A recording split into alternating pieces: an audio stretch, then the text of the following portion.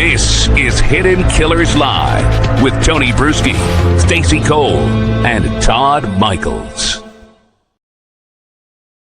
You know, for months, the big question has been how directly involved was Donna Adelson in the plot to kill Dan Markel? Was she just a manipulative mother sitting in the background, or was she the one steering the ship? Now, the testimony that we're about to go through doesn't leave much room for doubt. It's not another rumor or speculation or family drama little dabble that you're hearing out there. This is sworn testimony from people who were inside the conspiracy. And it paints Donna not as a bystander, but as the hub of it all. We've got Katherine Magbanua, the woman who connected the Adelsons to the killers, testifying that every time she and Charlie talked about the job, he'd step out, call his mother, and then come back and push even harder. We've got her saying the murder was supposed to bring Donna relief. We got her describing Charlie flat out admitting, my mom washed the money like in a washing machine. I'm so sorry. Okay, I was doing laundry as I was listening to that, and I'm like, that's not what money laundering is. It's not literal money laundering. This is the genius of Donna Adelson right here in full effect. So if you're thinking like there's this really super deep mastermind behind stuff, it's not. No. It's a flailing old woman who doesn't have a clue as to how anything works. And that's why this whole thing was as sloppy as it was. That's why she is where she is today. And that's why every single member of the family is slowly being dismantled and put into cages. There's also the forensic accountant showing that Donna herself signed every single hush money paycheck, 44 of them, by the way, and then abruptly stopped when the FBI showed up at the door. This is the financial trail, the emotional motive, and the behind-the-scenes influence, all pointing in one direction. Donna Adelson wasn't in the shadows. She was in the driver's seat. There's a lot that we're going to unpack. We already saw the testimony of two of her kids, of Wendy and Robert. And now the trail gets even more stark with who's coming to talk. And we're going to start talking about money. You know, the stuff that influenced people to go and take the life of Dan Markel. You know, when you hear that Charlie kept stepping out of the room to call his mother in the middle of planning a murder, what do you think's going on there? Do you think he's just checking in like, hey, are you making chili tonight, Mom? What do you think those conversations are like, Stacey? Hey, Mama's boy. Grow a set of balls is the first thing that came to my mind. Yeah. Ladies, you don't want to date a guy like this. I'm just telling you. Nothing good is going to come of it. A guy has to love his mother, but this is the other extreme. He can't do anything without his mother's approval. Well, including being involved in this little organization, whatever the hell this was. Mm-hmm. But it's just gross. And it just reeks of a man who doesn't have a spine. He should have been able to stand up to Mom and said, I'm not doing this. But he couldn't. He didn't. But from all the testimony, like, he is the ladies' man. He's got all these girlfriends and stuff, right? There was another girlfriend that hit the stand today, and I'm like, he's got a type. He does have a type, absolutely. But I'm sure those ladies, but he's got a type. Well, yeah, but here's the thing. These women probably got involved and went, oh, there are so many red flags here that it looks like they're, planting trees with flags. It's just ridiculous. No, this is not a good situation. Don't care how much money he has, how cute he is, doesn't matter. Too many red flags. I wonder how much he and Mom talk behind bars now, with the fact that it seems, Robert and Wendy aren't really in communication. I wonder if those two are tight or if that's completely strained as well, considering Charlie is trying for an appeal and they're framing this whole trial as 100% he did it. They're not backing out on that and saying, look, he was wrongly convicted. It's like, That's You did it, but I mean, kind of like OJ, if I did it, no, you did it. You did it, friend. It feels like mom doesn't really. And I wonder if there's something behind the scenes here going, look, you're going to say you did it and it's going to help mom. Or I wonder, or if everybody's just out for themselves at this point, because it kind of feels like maybe that's what's going on. Survival of the fittest in this family. Yeah, it's like they're eating themselves now. It's let's take a look at one of the clips from court. Charlie in this one. Well, it's a discussion about Charlie stepping out to talk to Donna during planning. This is this is his ex-girlfriend. This is Katherine Magbanua talking about this. Sometimes he would get on the phone. He'd kind of look at me weird and then just step out of the room and discuss whatever he needed to discuss. You object if she's going to give any information about what was discussed outside of presence. Overruled. She's talking about what took place, not the substance of the conversation itself. You may continue. All right, so he would step out, have a conversation with his mother, and then come back. Yes, ma'am. Okay, and then you would resume the conversation about. Yeah, he would just kind of go off again, saying that this needed to be taken care of and what his family was going through. All right. How many times did this particular situation happen where you were discussing what would eventually become the murder and his mother was interjected in that way that you just described? How many times did I think he stepped out and speak to him? A number of times. More than twice? Yes, ma'am. More than 5 times? Yes, ma'am. So this was like a regular part of the way this worked whenever this conversation came up? Yes, He would ma'am. consult his mother and come back and speak to you. Yes, ma'am. Why was there an objection to that? I mean, What are you going to do? You got to do something. I guess. Like, crap. Objection. There goes my case. I mean, that's Donna Adelson being looped in live while her son was setting up a murder, allegedly. An active consultation. It's like buying a used. Let me go back to the dealer. Talk to the manager. Let me go talk to the manager and see what they say.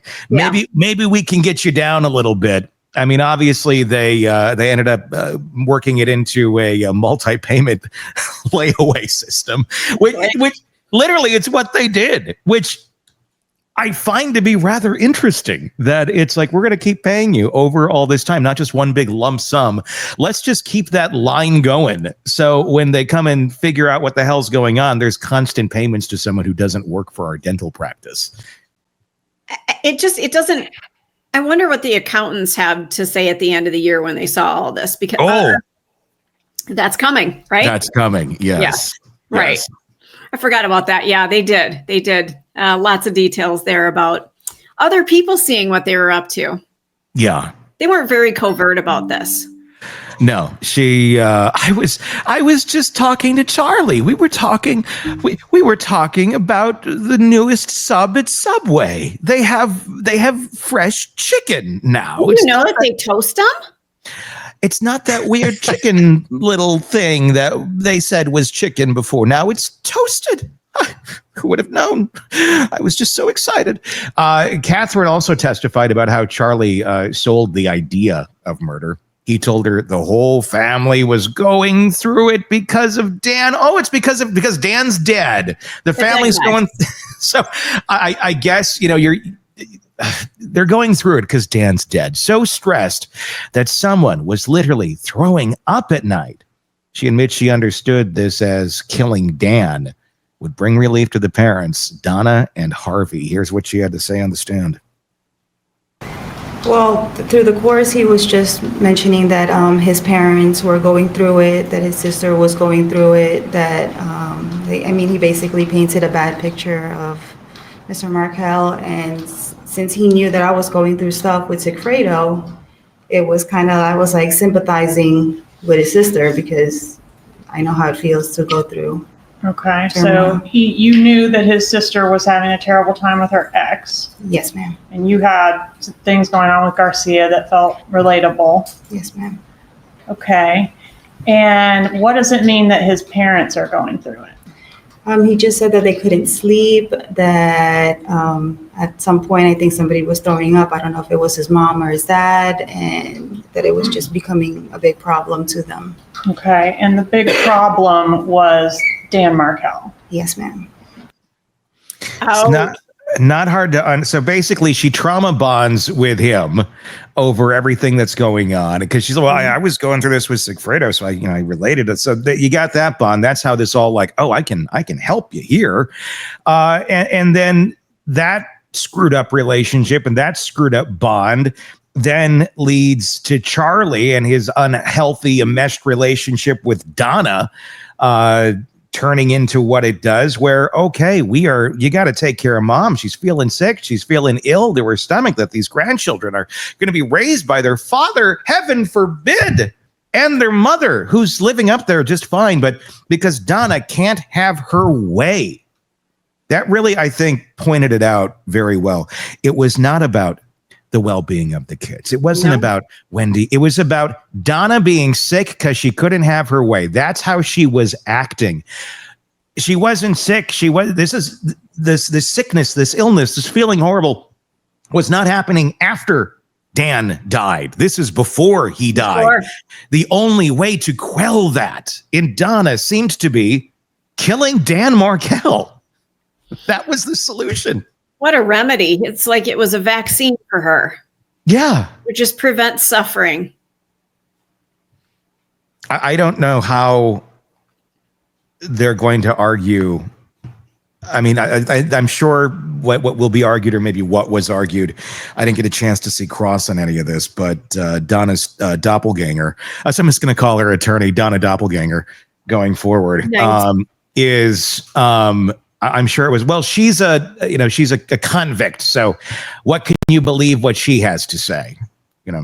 Yeah. Well, how can you believe anything Donna has to say either? I mean, she's not the brightest bulb in the world, so much so that she thinks laundering money actually means washing money. Here's one of the most concrete links. Kate says it when she got her cut of the murder money, the cash was damp.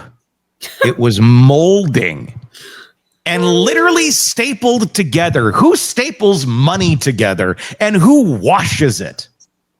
This is something that, I mean, again, this was 11 years ago, but it does make me wonder. I mean, if this had like happened last week or earlier last year or something, and she was washing money, I think I'd be going, I think there's a cognitive decline happening here.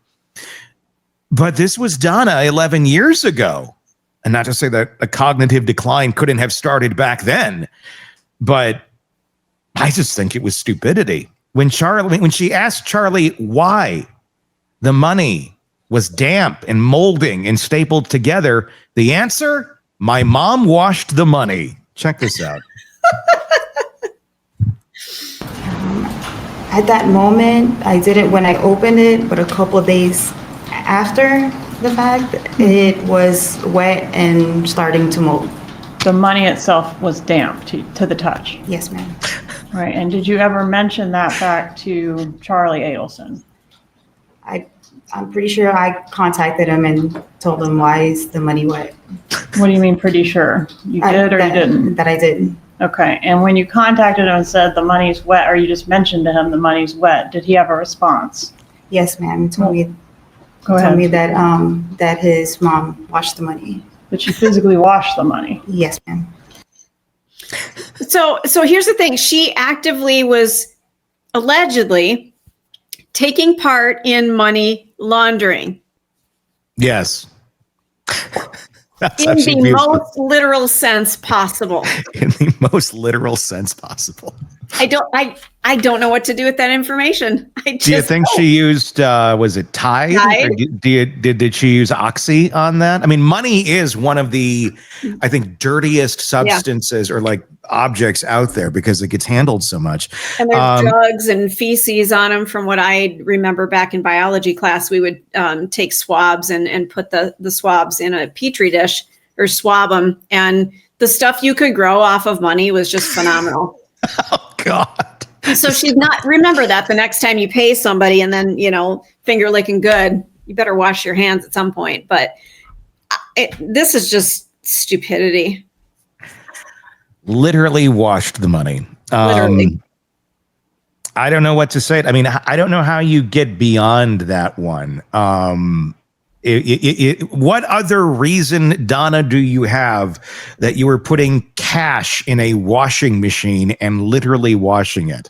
Do you put it in like a lingerie bag so it's not like, getting in all the crevices and things? I don't know how you wash money. I've never laundered money. I don't know. Do you just throw it all? Then do you throw it in the dryer?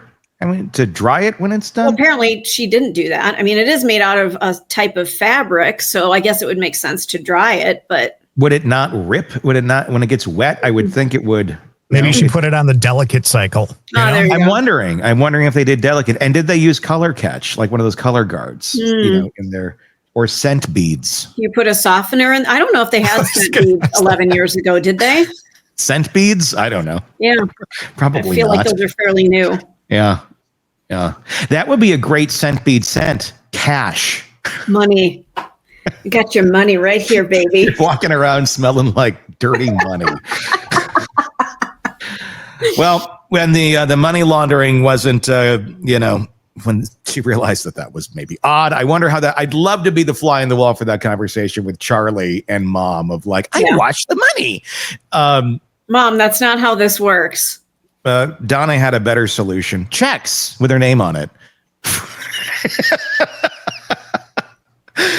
Kate admitted she did no work for the Adelson Institute. I love that name, too, for the dental practice, the Adelson Institute. Does that not sound like the most prestige? It's supposed to sound prestigious. It's a dental practice. Does it sound like the most pretentious name for a dental practice? Doesn't surprise me a bit. I don't think I would go to the Adelson Institute. I'd be feeling like, I don't know. They are not going to use Novocaine at the Adelson Institute. I can tell you that, because that's what that sounds like from the name. The Adelson Institute for Final Dental Arts. She didn't do any work. She got 44 paychecks. And who signed every single one of them from the Adelson Institute? You guessed it, Donna Adelson. Here she is on that. Who signed your paychecks from the Adelson Institute? Donna Adelson. How many paychecks did you receive? I can't recall. Does 44 sound right? Can't recall. If we assume 44, how many of them were signed by Donna Adelson? All of them. How many were signed by Charlie Adelson? None. Whoops. So that makes Donna the one authorizing the hush money to a co-conspirator month after month for nearly 2 years. How does the consistency of Donna's signature across 44 checks hit a jury, you think? Not well. It's also good to note that, again, it wasn't just routine payroll. She never worked a day for them. In fact, she even said the checks kept coming when she got a boob job. Just as more evidence of, I did this and I still kept getting paid, and I obviously couldn't have been doing any work for them. Wow. She's spending the rest of her life in prison because of her unfortunate interactions with Charlie Adelson. There was another person who took the stand, Mary Hull, forensic accounting. There you go. There it is. When it comes to this, I don't know how far they had to dig. Sometimes forensic accountants really need to go in deep to figure out how money was moved this way and that way. But this looks like it was a pretty surface job. Donna did sign all 44 checks, controlled payroll, and started payments right after the murder. Here's what that forensic accountant Mary had to say today on the stand. Were all of these checks deposited by Katherine Magbanua into her account? They were. And who were each and every one of these checks? Donna Adelson was signing the checks. Okay, are these examples of 3 of the checks in the exhibit? It is. Okay, but she signs all 44? She does. And you did say that she did have signing authority for the business during those years? Yes. In addition to signing these checks for Magbanua, did Donna Adelson also sign all the other checks to the Adelson Institute employees, their front desk people, their hygienists, the dentists, all of the people who work there? Yes, Was she the person who did payroll every month? that's correct. And looking back at the summary, you mentioned that Harvey Adelson was listed as manager again in October 2nd of 2015. Looking at this chart here, would that be just between number 26 and 27 there? At that point, he would become manager again? Yes, Okay, but all throughout the rest of the time he worked there? yes, Okay, so about 3/4 of the second chart we see, Harvey Adelson was manager during that time that's right. for all those checks that were written. That's correct. And for both of those charts, Donna Adelson had signing authority. Yes. Who else had signing authority at Adelson Institute when these 44 checks were written? There would have been Charlie and Harvey and her. When you reviewed the phone records in this case, did Donna Adelson manage more than just the money at Adelson Institute? Did she also manage a lot of personal details of Charlie Adelson's life? Yes, Would she often book his travel as far as his plane trips, his hotels, whenever he wanted to take a trip? yes, Would she remind him regularly to pay this bill on time, pay that bill on time, transfer this amount of money to this account? She helped him with all of his money. yes, Did she kind of run his life, so to speak, as far as helping him keep up with the details of all of his day-to-day needs? yes. When was the first check issued to Katherine Magbanua here, looking at the summary? The first check that shows up in her account is October 8th, 2014.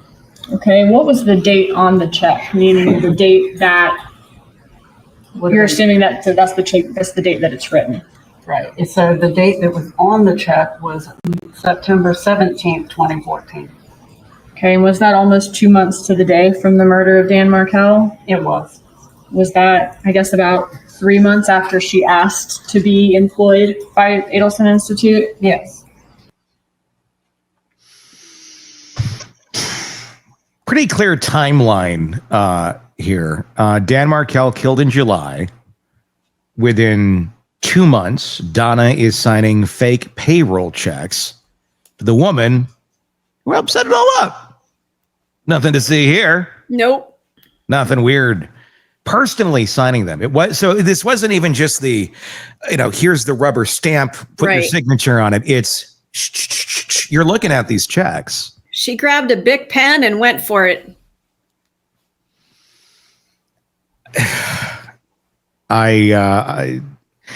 I don't know how you argue this other than she was extremely irresponsible with their finances. And well, she just signed whatever whatever they said, she signed. No, this isn't equivalent to, oh, how'd you get the black eye? I fell down the stairs and we all know what really happened. This was out in the open. Yeah. She was just doing this. There's nothing clouded about this. It's very straightforward. Mm-hmm. I mean, as soon as the jury gets this, we might as well just stay perched at our desks. I'm very interested to see what type of defense she's going to raise. I'm wondering if this is going to be one of those trials where there is no defense raised, where it's just, we're going to rest, Your Honor. We're going to rest. We got nothing here. Yeah. That happened in several trials that I was very surprised by. I mean, that happened in Karen Reed. Yeah, it did. It happened. There was Diddy. one other. Diddy, it happened as well. It worked for Diddy. Yeah, it did, didn't it? It worked for Karen. I don't think it's going to work here. I don't think it's going to have the same effect. No, I don't either. A little bit different climate. Little more damning here to rest. But the arrogance, though, I could see that making Donna say, "Yeah, we're going to rest. I think we did it good. I think we did a good job, doppelganger Donna. I think we'll sleep well tonight on our 0.5-inch air cot in the jailhouse. Here's another interesting piece, and this is another piece of testimony that just again points to Donna in all of this, all of this. She's going to testify here about Katie's paychecks and when they stopped. They stopped April 19th of 2016, the very day the FBI bump went down. When undercover agents confronted Donna. What a coincidence. Let's take a look. Was there evidence of a check later than those in sequence that was actually posted to the bank account before the bump on April 19th of 2016? Yes, Okay. Is that the check here to Harvey Adelson on April 4th? that's correct. And that would have been before the bump, It would. but after in sequence of Magbanua's checks? Yes. So is it possible, given the sequence, that Donna Adelson stopped writing Magbanua checks after she was approached by the agent during the bump? It appears that way. Could you have any more? It's like Brian Koberger turning off his phone as he goes and murders 4 college kids. Yeah. Like, okay, we better turn off the hush money quickly. That might not look good. Oh, we're already 44 checks in? That's her response to the FBI pressure there. I don't know. I don't know how they're going to explain any of this away. I think I've run out of every possible, like, well, here's a road, there's a road. I don't know what roads are left. Can you imagine being Can you imagine being Donna Doppelganger and leaving the courtroom every day going, "Oh my God." Well, she's still going to get her money, right? No, but And Donna Doppelganger wasn't even a defense attorney. She was a judge who was kind of forced to step down too. I gotta do a whole story on that one. I was working. I didn't do it yet. I was working on it the other day, and then I don't know. I got distracted. there's reports that she faked having cancer to get people to feel sorry for her. The judge? Yes. Jesus. Donna Doppelganger. Unconfirmed report. Oh my God. Wow. That's fucked up allegations. So Wow. I'm going to say it kind of feels like 2 peas in a pod over there. Maybe that's why she was the perfect attorney for her, because they could relate. They probably sat there and went, in different circumstances, we could have been best friends and go out for coffee. It's probably the only friend Donna has left. Well, yeah. And Donna is someone who, if given the opportunity, I think if you had a younger Donna, she would have tried to represent herself. Yeah, well, she's along the same lines as Lori Vallow. And that's why I think she picked this woman. There's that undeniable resemblance. I'm sure Donna doesn't see it at all. No. And the personality, all of it. I mean, I got to do a piece on the judge or on the defense attorney, because that's messed up. I'm really curious more about what happened there. Why judges normally aren't forced to resign. They or step down. They all retire. Yeah, and that was like 11 years ago. To come out of retirement for this one case. I mean, how does this work? I think so. I think it was like, I can help you, Donna. I gotcha. I don't know. I don't know the short answer to that question, but I think so. Again, I got to do a little research on that, so I don't want to say anything that's wrong. But that's just a whole interesting case study in itself. The 2 of them. You wonder if she took it just to be in the spotlight, in the limelight. Yeah, that would be total Donna Doppelganger, wouldn't it? Very much so, yeah. Like, I get the spotlight. I look at me. And completely oblivious to how she's coming across to everyone. Talking about the Skypes. I don't know if you know about this fangled thing that people talk to on the internets. Like, this is her opening arguments. How dumb you are. How out of touch you are with modern society for the last 25 years. That's not a good hand to come out of the deck swinging with. That's just not, yeah. So there's Donna. And that's the damning Donna report of the day. Let us know in the comment section what your thoughts are. Is there any way out for Donna? Is Donna innocent? I've yet to really see a whole lot of pro-Donna folks. Has anyone seen a pro-Adelson person anywhere? I don't know that they exist. They're not outside the courtroom protesting. There's no signs. There's no bullhorns. There's no playing whatever games they were playing outside the courthouse. None of that's going on for her. At the end of the day, I kind of feel bad for Charlie and all of the kids, really, because it was manipulation. And with this type of manipulation and with this type of grooming, basically, of what she did to her kids. I mean, everybody parents their kids, but parenting is basically a version of grooming. You're trying to do it in a healthy way, so they go and be healthy young adults. But the way she raised her kids or groomed her kids, it was totally insane and abuse. And these kids, they didn't have a chance when they got out to be adults. I mean, the fact that Charlie's still sitting there and mommy's planning all of the travel. He's such a man-child. I mean, you're an adult, you're running a dental practice, and mommy is sitting there taking care of all your bills because you don't know how to fill it out for the water company and the electric company. And when you need to go and get a Priceline hotel, mommy's got you there too. I mean, what a pathetic human being. My God. I nailed it earlier when I said the man didn't have a spine. It's one thing to include your family in the family business, maybe to give them a little financial push, but it sounds like she was so intertwined in him that it wasn't just a double helix like DNA. She was literally attached to him. He didn't have a spine, but here's why he didn't have it, because for the previous 30 some years of his life since birth, she was sitting there, with a surgical tool ripping out that spine year by year until when he finally became an adult and he's supposed to go fly, guess what? He can't do shit. He can't fly. I'm here for you, honey. I got your back. And she's propping him up, propping Wendy up over here. It's like a puppet master. She's got him propped up here. Wendy's over here. The other kid got far away. Thank God. Mm-hmm. And she's just like controlling what they're saying. Say this to your husband. Do this for your sister. Act like this. And then when shit hits the fan and it all goes away, who's left to bear the blame? Oh, it was just Donna. I was just monster bitch. Yep.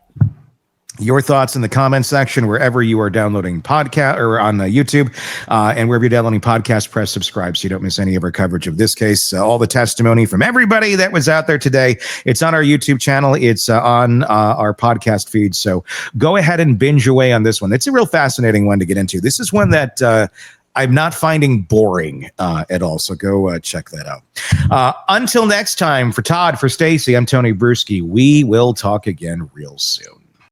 Want more on this case and others? Then press subscribe now and don't miss a moment of true crime coverage from Tony Bruschi and the Hidden Killers podcast.